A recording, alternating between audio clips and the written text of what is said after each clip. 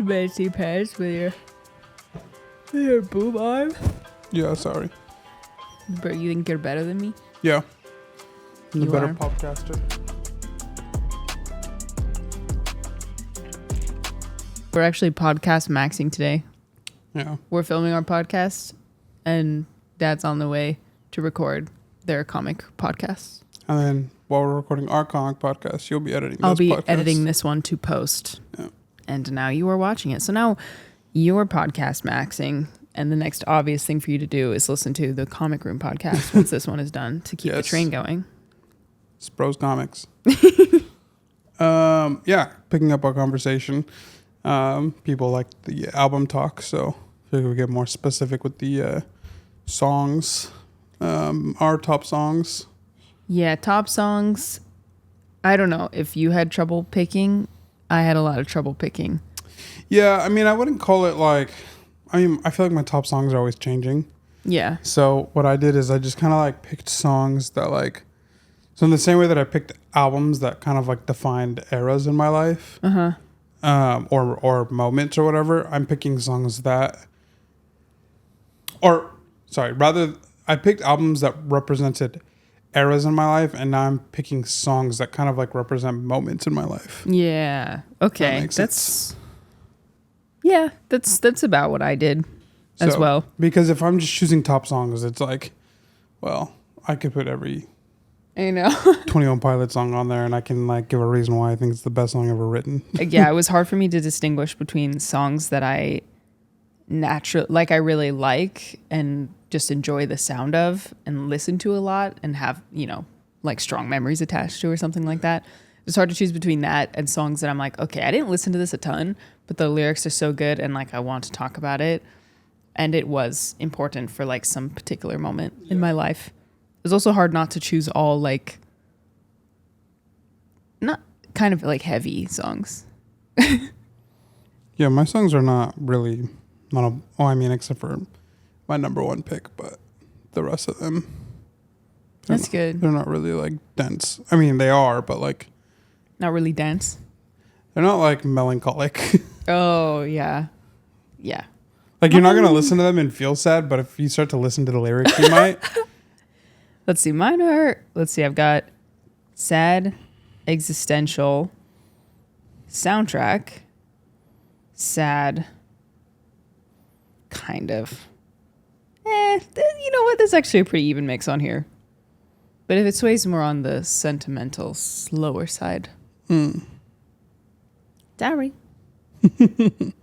I am what I am. You want to go first? Yeah, I can go first. You have 6 songs, right? I do. Some of them will be like pretty short. Okay. I have 5. I'm looking for a 6th, but... Oh, I got it. Yeah, and 6, I was pretty much adjusting this list until we hit record. And I'm sure as soon as we stop recording, there's going to be songs that come to mind that I wish I had talked about. So I'm just going to give you what I got right now. And then maybe you'll see me in the comments being like, oh my gosh, wait, you guys should listen to this one. Okay. Maybe we can just make like a collaborative playlist and then like... Oh, that's a good idea. I mean, to do it in 24 hours, we probably won't, but... Well, maybe I'm sure we could do that. We could whip something up and put it in the description so people could listen to. Go listen to our collaborative playlist in the description, which now exists because we decided it would.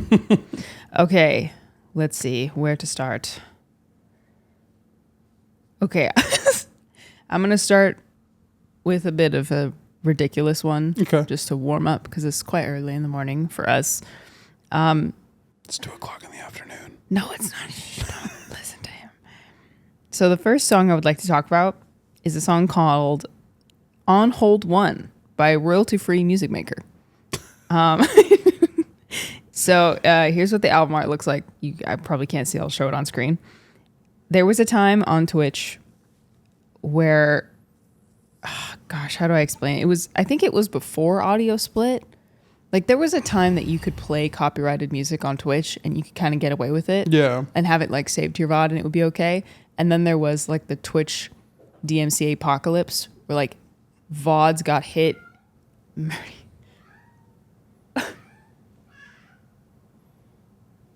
Moody, are you a singer?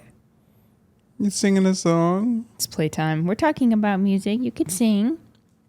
Okay, so the ad it was like the Twitch adpocalypse. Yeah, when they were like, if you get caught 3 times, you're done for. Yeah, you're like perma-banned. People had to go and like, it was a whole mess. You had to delete old VODs, but like there were VODs that existed on the Twitch servers, but like the streamers themselves couldn't access them. It was a weird time. But anyway, there's a time where suddenly the music restrictions were extremely strict on Twitch. So I had to get creative to find music that I could play on stream.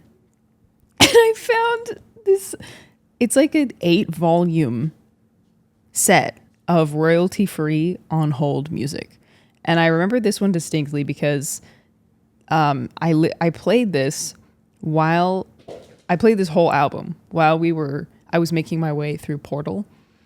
And there's this like gut-wrenching moment in Portal, which, spoiler if you haven't played it, but the game is ancient, so you should have played it by now, hopefully. It is a moment where you, like, the game forces you to kind of care about this semi-sentient object, and then it forces you to kill it. But there's a glitch that you can do. Like, you can go back in the game and you can save. It's called the companion cube.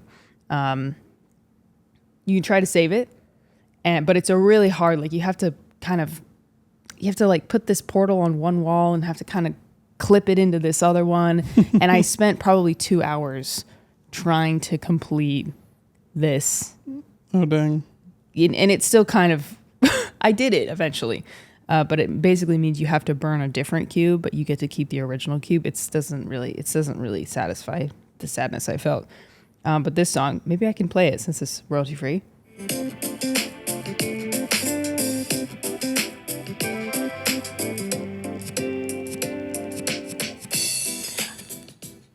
I distinctly remember that one because it was a song that I played just on loop while I was trying to not lose my mind. Yeah. Pushing a cube through this like clipped portal. And Portal was also like, it was just like a pivot in my content career where I started to really expand what games I wanted to play. Yeah. And it was like the kind of the burgeoning of my community, and it will always mean a lot to me. And if you go back and you watch some of my very first YouTube videos, you will hear a lot of royalty free on hold music. On Hold 1 is great. On Hold 8 is a classic. There's a one called like Ibiza Party Soundtrack, also great. Oh, yeah. nice. Yeah, that's my first one. Look at Peepa. She looks fat and like a ball. Oh, she's like, that's a really good loaf. Looks like warm. She was doing while you were talking, she was doing a weird sit. A weird sit? Like she used to do when she was a kitten. Oh, dang, I'm sad I missed it. I was going to interrupt you, but I was like, it's not that serious. Maybe she'll do it again right now. She's kind of sitting back up. But, all right. So. Okay, your turn. My number 6 song. Sad. I'm actually going to switch my number 6 and 5 song. So my number 6 song is Covered in Rain by John Mayer. Banger. Banger alert. Yeah. I don't remember the first time that I heard that song, but when I did, it made me like so just pensive and in my feels, I guess. And it made me want to go to New York even more. So the song is about a love story between him and this girl, and also like in memoriam of like 9/11, I guess. Like yeah.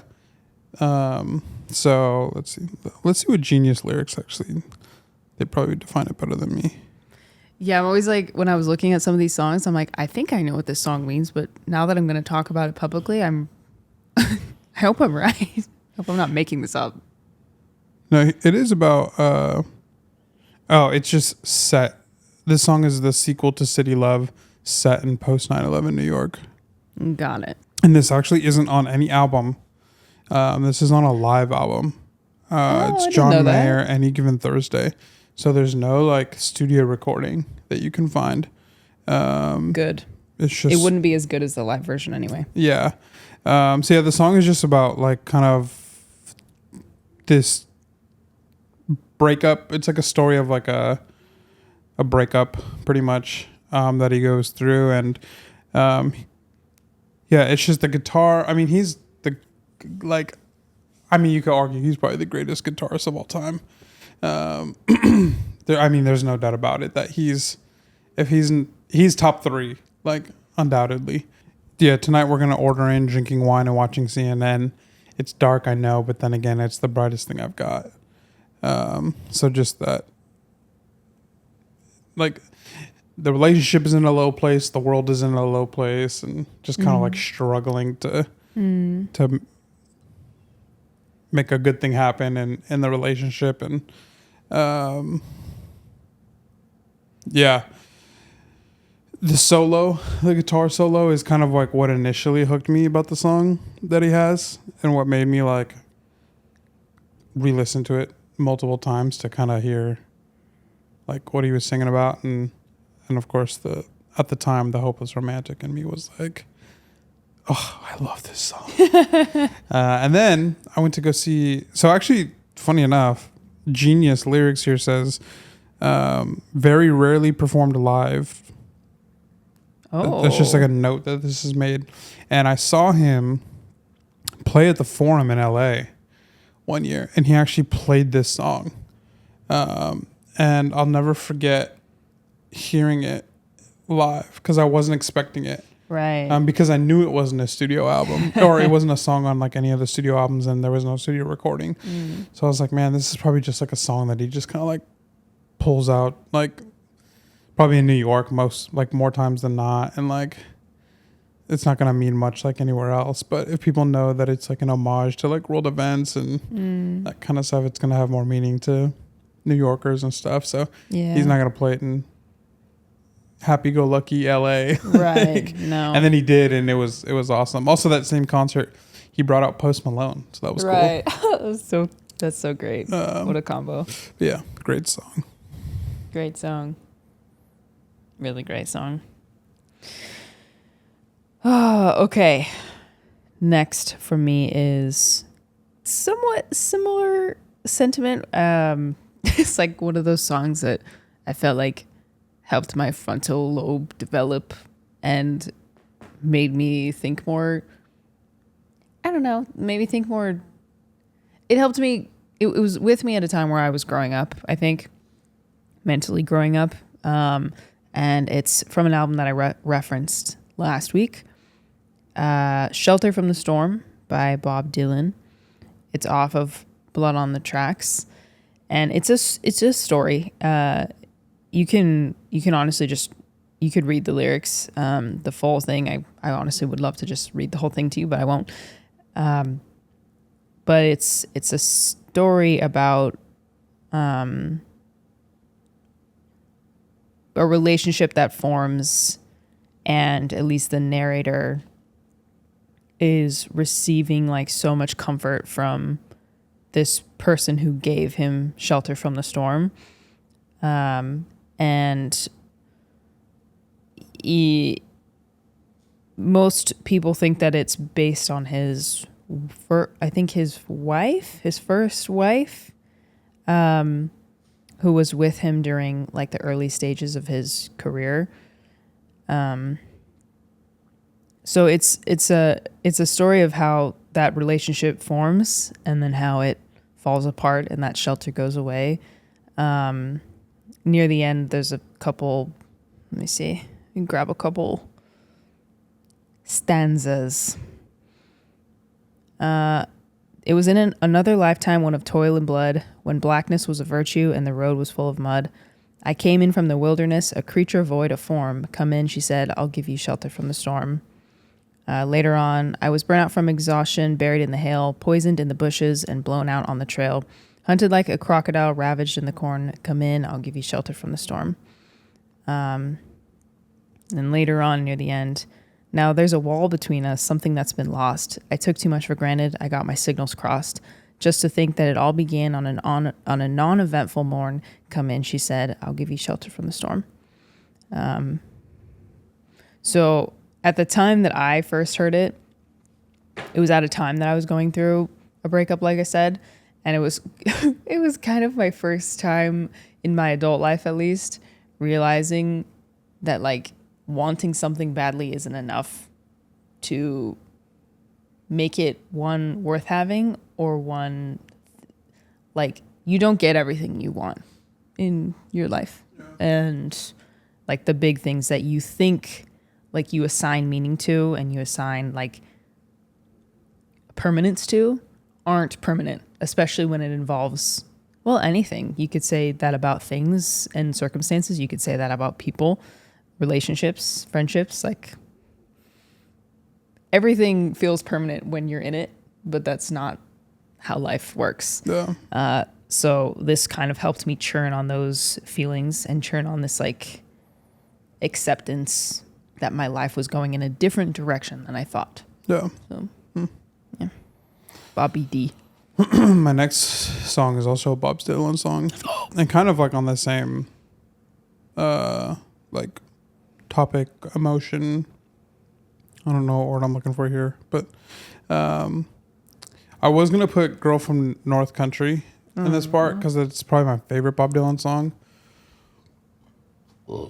Excuse you. But I discovered this song recently, and it's kind of fighting for the top spot against "Girl from North Country," and it's "Spanish Boots of Spanish Leather."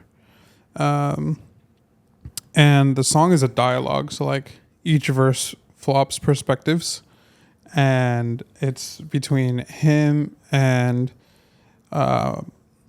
his lover at the time, and she wants to go explore the world.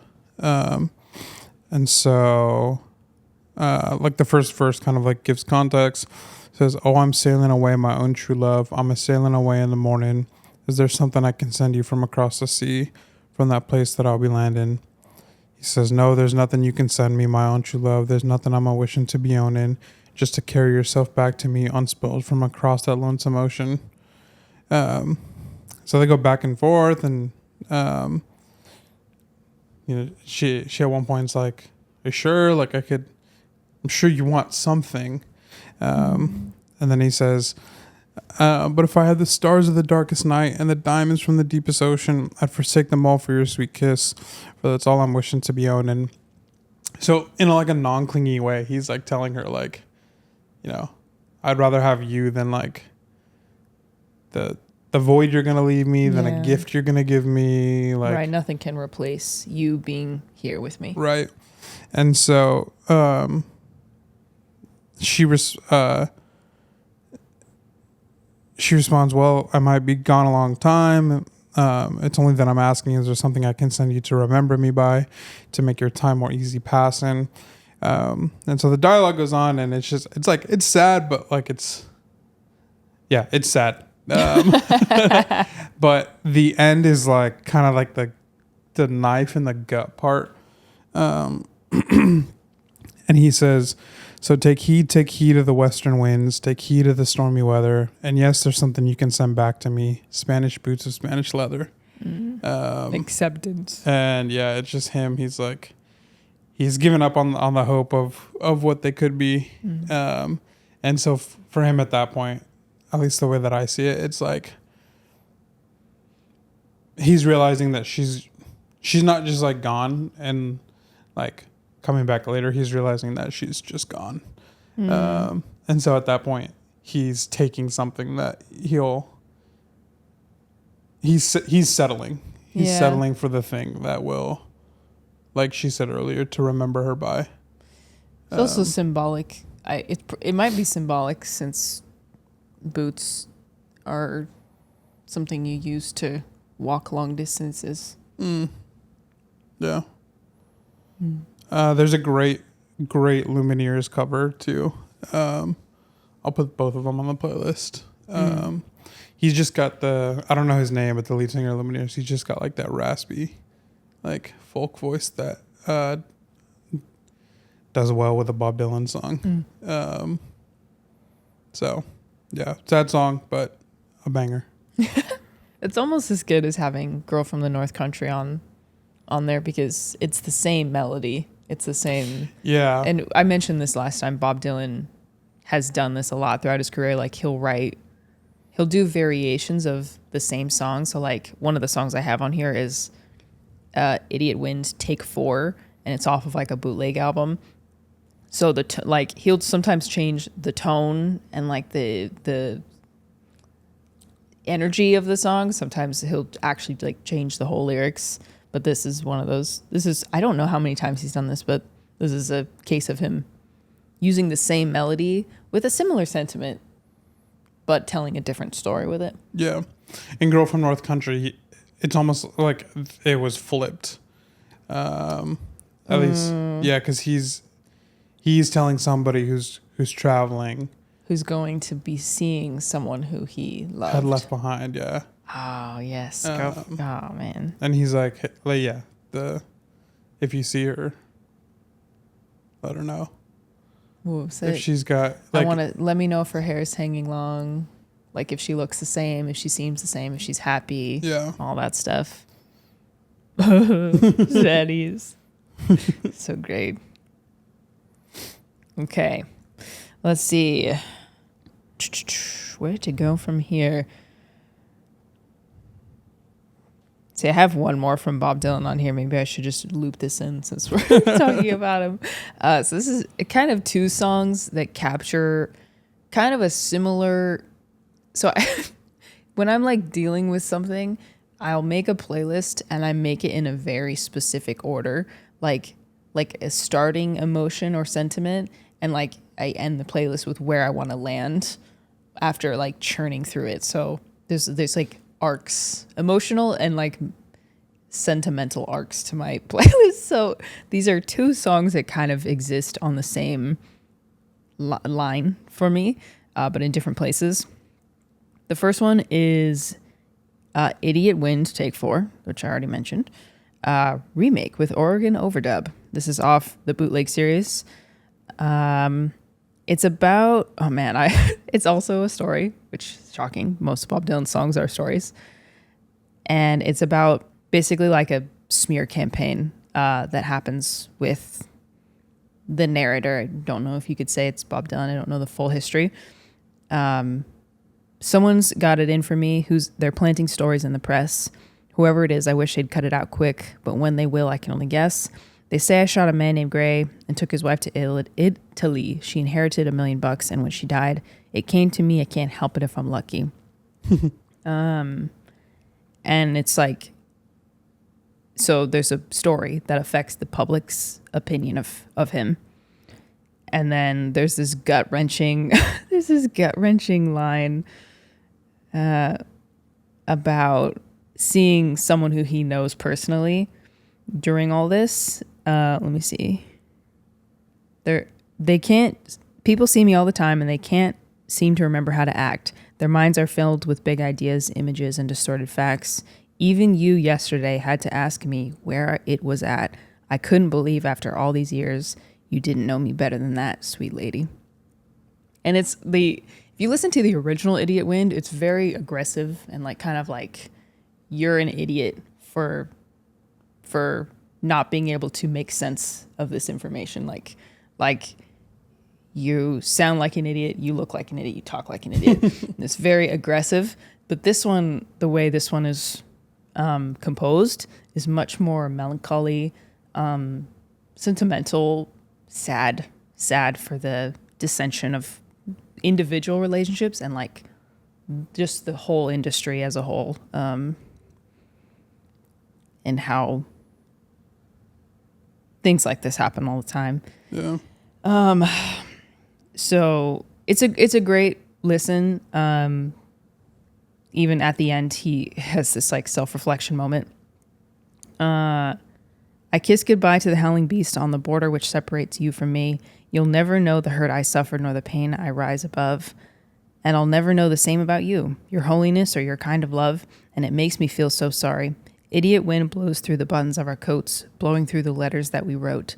Idiot wind blows through the dust upon our shelves. We're idiots, babe. It's a wonder we can even feed ourselves. Great. So great. Just very honest. And I appreciate both versions of the song because emotions about disagreements and like disagreements that can lead to such catastrophic ends.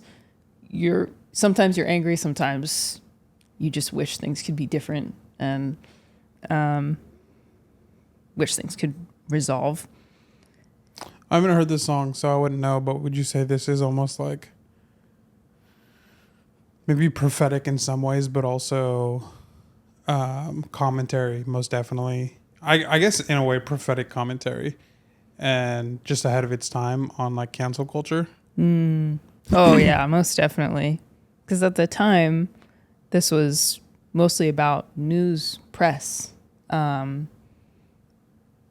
big names or whoever has got it in for him, planting stories and having the news entities disperse that to the public. But now that power is kind of in everybody's hands. And man, I wonder what songs he would be making if he was who he was then now about cancel culture. I saw a good conversation about cancel culture recently. I don't know if I could remember it perfectly, but it was just essentially commenting on like how people who like attack someone for something,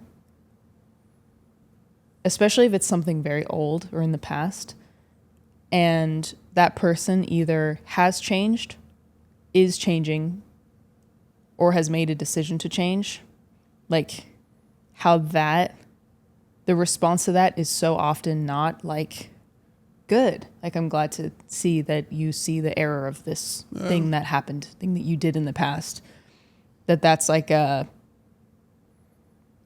that's not enough for people who actively participate in like this aggressive holier than thou cancel culture. Yeah.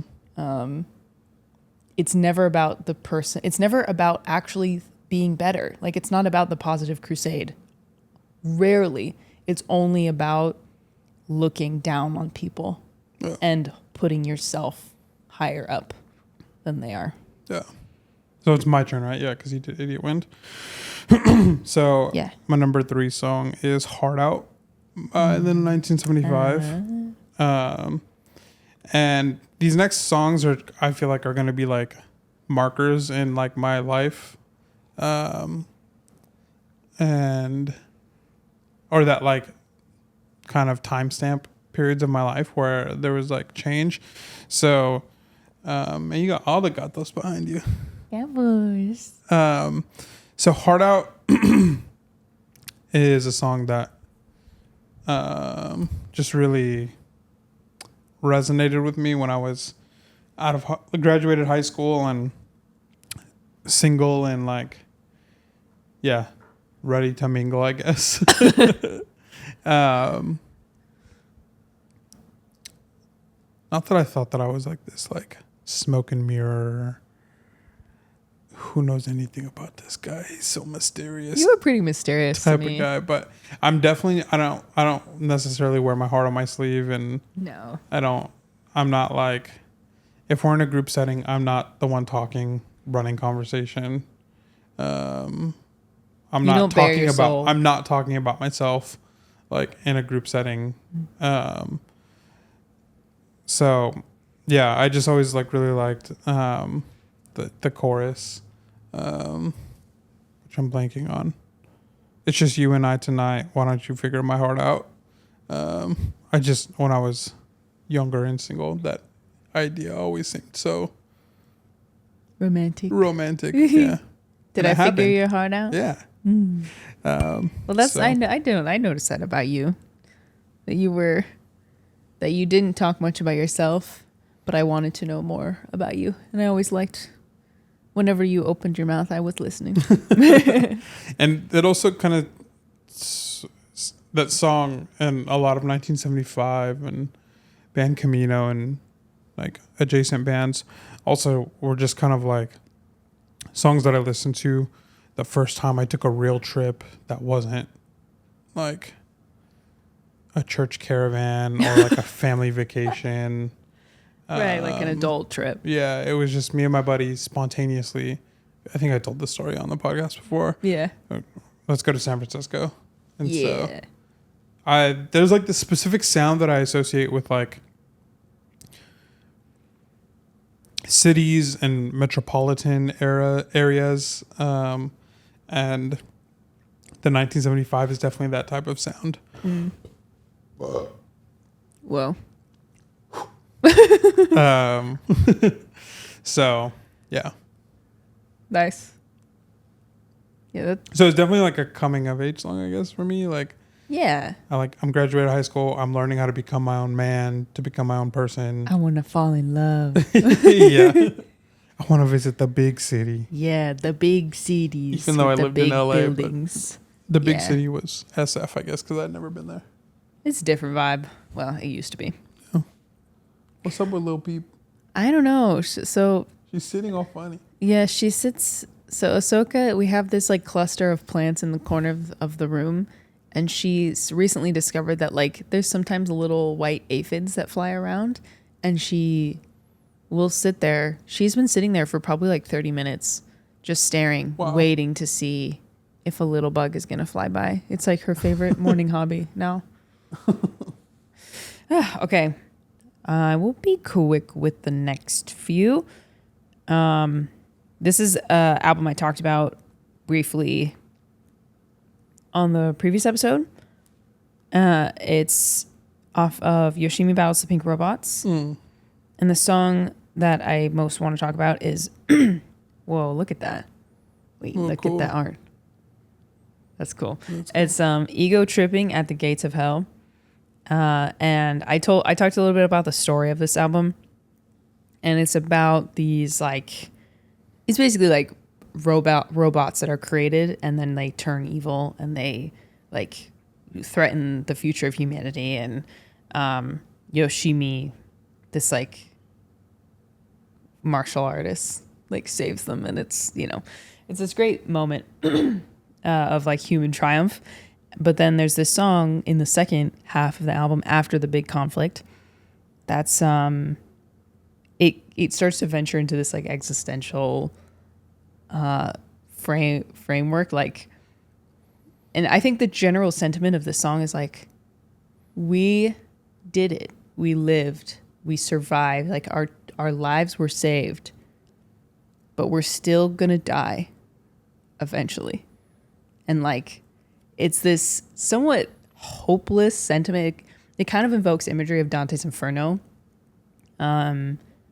where you like, the premise is obviously like this person has eventually died and they're still reaching past the point of their death. And that wasn't changed by the fact that they were saved from the robots. And there's some great lines in here. It's such a great song. It's very like contemplative. I was waiting on the moment, but the moment never came. All the billion other moments we're just slipping all away. I must have been tripping. We're all just slipping away. Just ego tripping. I wanted you to love me, but your love never came. All the other love around me was just wasting all away. Yeah, it kind of just repeats that sentiment. Like, I'm here. I'm at the gates of hell. What was the point of it all? Yeah.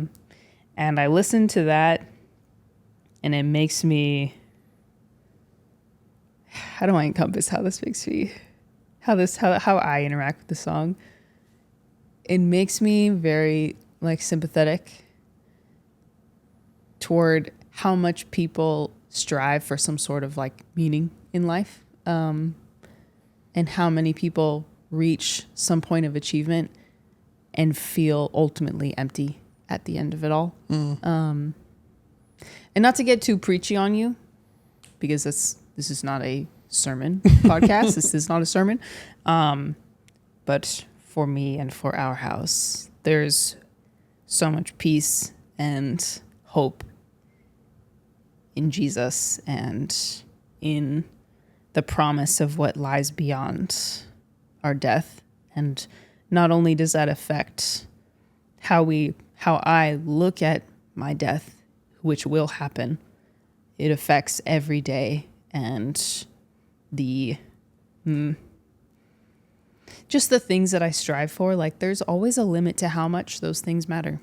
And my career and personal accomplishments and self-actualization, like, I know because I've experienced it, it will never be enough. How many celebrities reach the top and still say, what was the point of it all? There's that classic Tom Brady interview from, I don't know after what Super Bowl, if he had won a couple or if it was after his first one, but he did an interview. And the interviewer was like, hey, like, you did it. Congrats. Like, you reached the top. Like, how's it feel? And he was like, I don't know. Like, I feel like there's like still something out there for me. Yeah. And the interviewer goes, like, what is it? And he was like, I don't know. I feel it. Like, I don't know what it is. And the guy's like, well, you got the Super Bowl, like the MVP, you got everything. He's like, yeah, man, like, I don't know. Yeah. Someone who is in their field, in their craft, achieved everything. Regarded as the GOAT. Like, yeah. Peak self-actualization in his career and in what he's devoted his life to, and still feels hollow. Yeah. And you will hear that. I have heard that hundreds of times from people who I know and from people who I've seen far away. Like, this is just, it's a human experience to strive. And like, a lot of people can look at the far away goals and think that whether it be money or fame or skill or career advancement, like, the further away you are, you can pin all of your hopes onto something that may not ever be reached for you. And you can believe that, oh, if only I got to this point, like, if only I got what I wanted and was who I wanted to be, then everything would be okay. But we're all gonna die still. Yeah. And you can't take any of it with you. Yeah. So, yeah. I think a lot of people would say that they believe that money doesn't give you what you want, or like numbers, like no number, no quantifiable thing is going to be enough for you. I think a lot of people would say that they agree with that. But then we still strive for them. Like, we betray our own convictions or what we say we believe by what we do. And the reality is, and I can say this no matter what you believe, we are creatures of hope. We want to believe in something. Yeah. That's why there's so many different religions and that's philosophies to believe in. Yeah. Religion, philosophy, art, in creation, all of it is in pursuit of some kind of, it's in pursuit of joy and hope. Yeah. And meaning. That is true, no matter what you believe. Yeah. That's what that song means to me. Well, let's just That go. was not short. I'm just going to go one more song because got about 20 minutes before your dad gets here. Okay. I'll just name the two songs that I skipped over. That's Disappear Here by Bad Sons. Super quickly. I've spent a lot of time in New Mexico in my post high school years, and there was one year specifically where I was just like listening to that song, driving at like peak sunset in the beautiful pink skies that New Mexico has during sunset. And it was just a realization of like, I'm an adult. No. Like, so that song was playing, the sunset was gorgeous. And I would say it was the first time it dawned on me that like, I'm grown. Like I'm an adult. My second song, top two. Now this is the top two. Second song is Notice by Mutemath, and that was like the first song that I attribute to like Our Love. Yeah. And another song that Mutemath wasn't playing a lot live. And then we saw them live and they played that song live. That's cool. I'll also say I have I Love You So Bad, Slowed by Lainey. Because that was one of the songs and bands that I brought to our relationship. And it's the song that we danced to at our wedding. Yeah, the wedding song. And then my big last song, the number one song that I would think I'll always say this is my favorite song of all time. It never fails to hit me deep in my soul.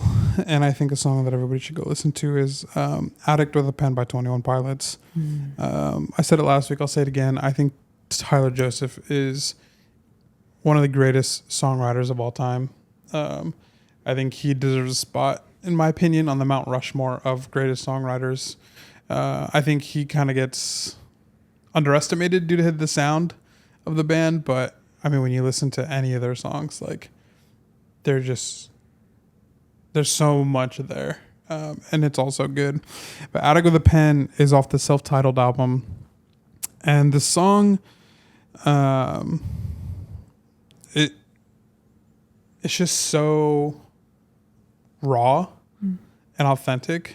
And we've talked about our faith a little bit on this episode. And so this song, if you guys didn't know, 21 Pilots also has like faith-based roots.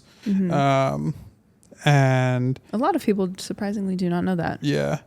If you listen to their self-titled album, it's like evident that this dude like has a relationship with God. Yeah, 100%. And so this song specifically, I think if you're a Christian, like this concept feeling is something that you've definitely gone through. But this is a song of Tyler writing and coming to pray to God for the first time in a long time and acknowledging the awkwardness from his end.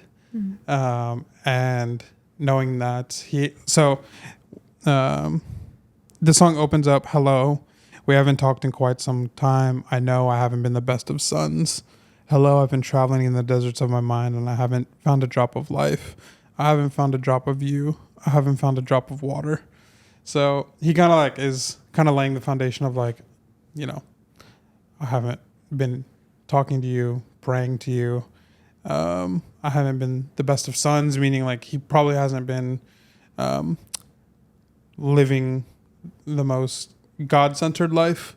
And instead he's been in the deserts of his mind, been really kind of in his own head. That means a lot of different things to a lot of different people, but just like his own thoughts and stuff. And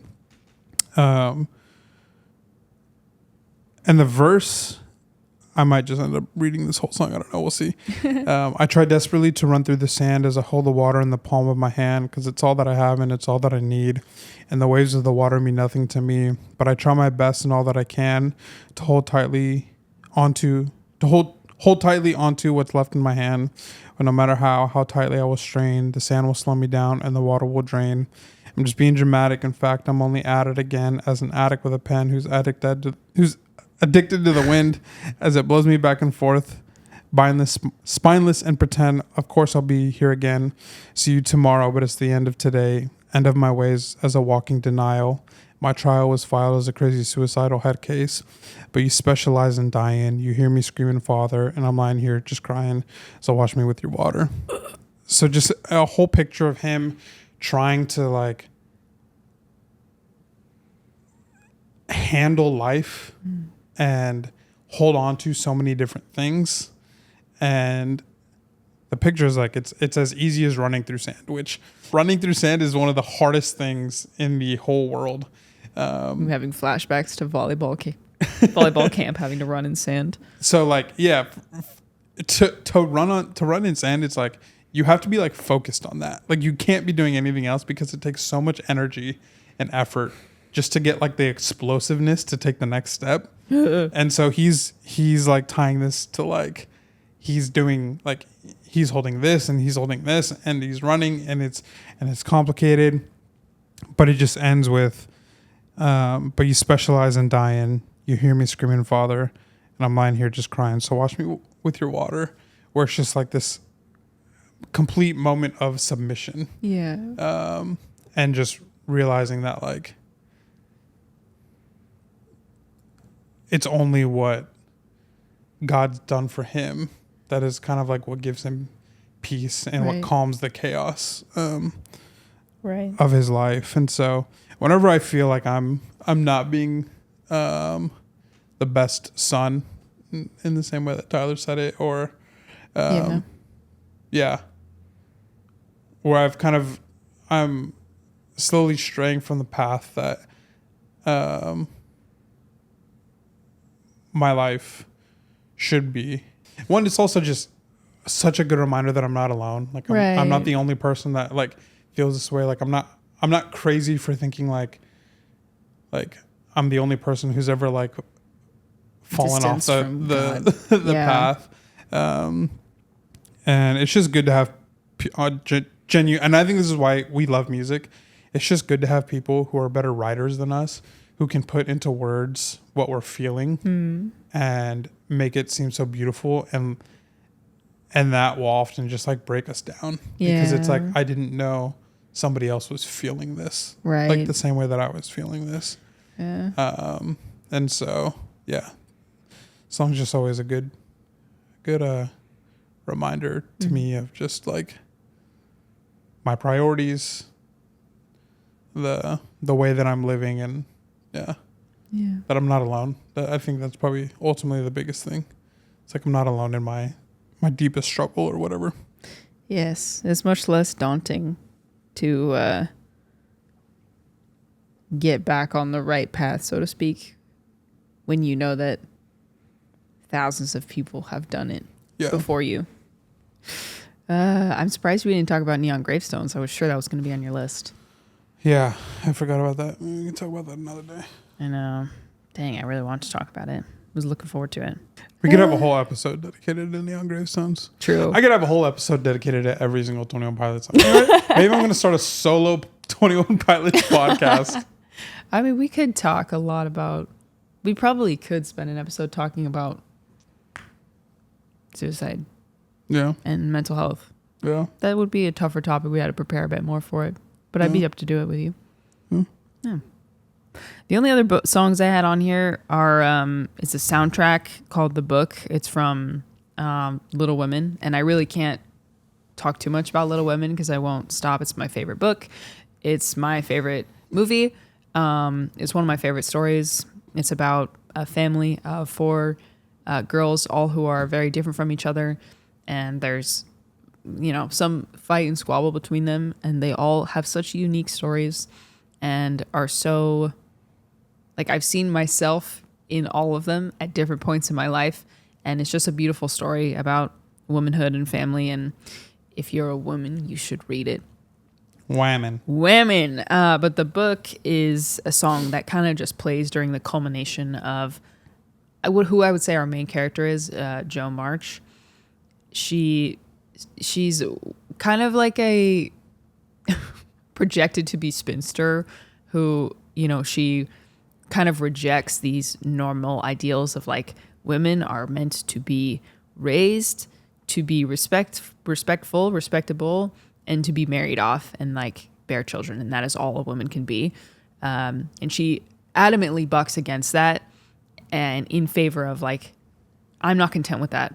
I want to write. I want to be somebody in and of myself outside of just a husband. I'm not going to get married. I don't need it. I will self-actualize. But near the end, she reaches this more, what I would say is much more honest. And as someone who loves being married and loves being a wife and also loves creating and working and doing things in and of myself, I suppose. And also when we met, you were like, I don't know if I'm ever going to get married. Yeah, I really didn't think I was, but for various reasons. So I see so much of myself in Jo, and this song, bless you, plays kind of at this culmination of her realizing, like, yes, a woman can be so many things. but I'm lonely and I want to be loved and I want to love. And it's a great movie. That's all I'm really going to say about it because I won't spoil the ending for you. But the book is just like a great manifestation of her finding and fusing those two kind of extreme ideals. Well, the first one was not extreme at the time, being that a woman is to be married and have kids and that's it. That was the norm. But the other opposite extreme, she sees that she finds a way to fuse those two things together, and be to not fall into an archetype, but to be herself. And I just love it. And I love that movie. And that's it. I mentioned Holding On to You, 21 Pilots on here as well. I didn't listen to it a ton, but I just love the way that it talks about making your mind obey you and not being a slave to your thoughts, but rather protecting your mind and having dominion over your mind rather than it controlling you. And there's so many more things that we could talk about and say. With that song, go to YouTube. As soon as you're done watching this, go watch the behind the scenes of the making of that music video. And there's like a 5-second segment where Tyler sings Sunday Morning by Maroon 5. No way. And it's beautiful. That's awesome. That's all I got. Yeah. Talked about a lot today. Yeah, this was an interesting episode. It was an honest one. Yeah. Kind of, if I can be even more honest, continuously honest, it can be sometimes tough to talk about our faith online. It's just who we are. Yeah. And if people don't like it, that's fine. Yeah, we're being who we are. You're going to listen to things that ultimately resonate with you. Right. And your experience with a song or with an artist is going to be different based on your worldview. And we can't really talk about music without being honest about what we believe and who we are. So I hope that rings true and earnest with you guys. And as always, we'd love to hear about your experiences with either these songs or with all the other millions of pieces of music that exist in the world. Yeah. I hope you enjoyed. Hope you enjoyed this episode. Surely we won't talk about music for a third week in a row. Surely not. Yeah, if you have any requests, please let us know. Otherwise, we will see you next week. Go check out the Comic Room Pod. Yeah. Spro's Comics on YouTube. What are you talking about this week? All the D23 stuff. So literally once we stop recording this, we're going to record that. Yeah, we're going to move all the stuff into the other room. And podcast maxing. D23 happened this weekend. There's a lot of trailers. Daredevil. All right. Have you watched it yet? Yeah, I did. Just because I was hoping they were going to, when the weekend was over, I was hoping they were just going to release all the trailers to the public, and they didn't. So, yeah. It's That's a bummer. Something worth talking about on the pod, at least. So, yeah, that episode will be out Monday. So, there was a Fantastic Four trailer leak. Woo. Or a teaser, I guess, a Daredevil trailer leak. And then last night, a Kraven the Hunter trailer came out. I haven't watched it yet, but we'll probably watch it and talk about it. So nice. Yeah. Cool. More MCU related than comic related, but it'll all be tied up. So it counts. Yeah. Okay. Thank you for watching. Signing off. Logging off. We have a perfect sign off and we just never use it. True. Dish and Spro. Logging off. Logging off. Good night. Good night, America.